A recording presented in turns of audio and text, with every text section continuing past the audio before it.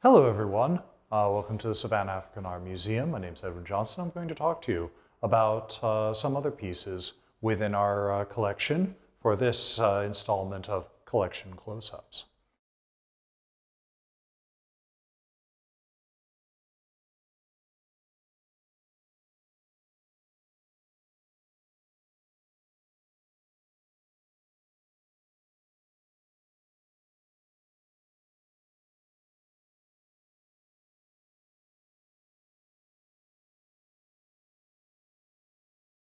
Now, what I'd like to talk to you about are these objects right here. They are carved stone objects with a very complex history.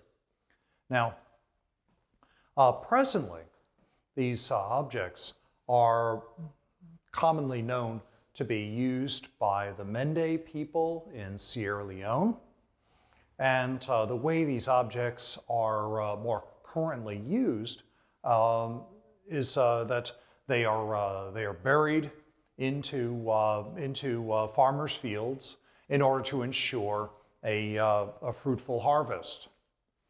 But that's only one side of the story. The fact is that these objects actually have a far deeper history that predates Mende occupation of their present location in Sierra Leone.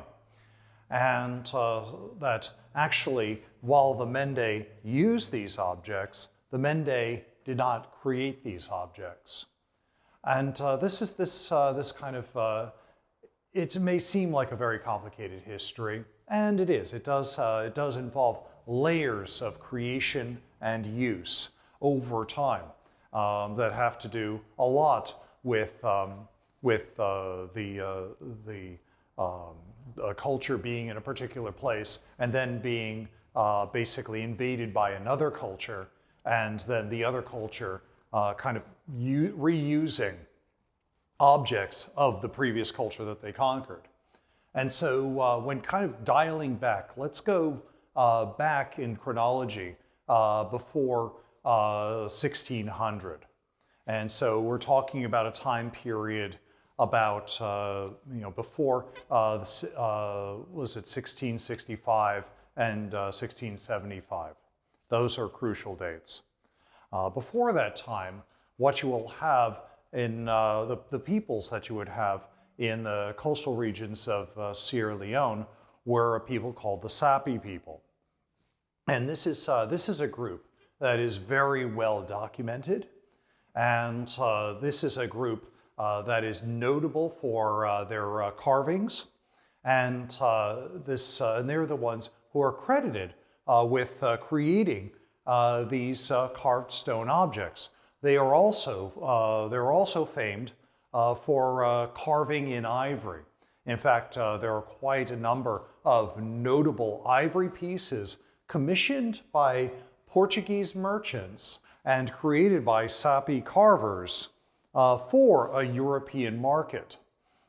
In fact, what would happen is that Portuguese traders would go to Sierra Leone, and then what they would do is that they would show Sapi carvers basically style books, and books with illustrations showing the Sapi carvers what kind of styles, what kind of images, what kind of symbols and writing to include on these ivory pieces that would be carved in Sierra Leone and then shipped to Portugal and used within a European context.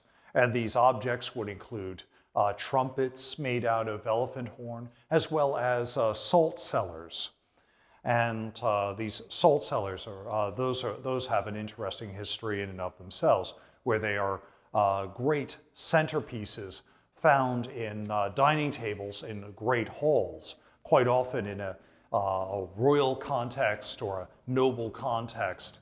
And they would not only serve as places to serve salt, but also as conversation pieces and symbols of status. And of course, a great salt cellar, intricately carved, made out of ivory, would certainly make a tremendous statement at a European table. And quite a number of these salt cellars found in Europe were created by Sapi carvers from Sierra Leone. So getting back to these objects, this would present a bit of a mystery because what you would have is basically an object created by the Sapi culture. Then their territory in which they inhabited in Sierra Leone would be overrun by what would be referred to as the Mani, which we would refer to now as the Mende. What would happen is that the Mende, who would occupy these the Sapi territory, would find these pieces. In fact, these objects would be referred to by the Mende as found spirits.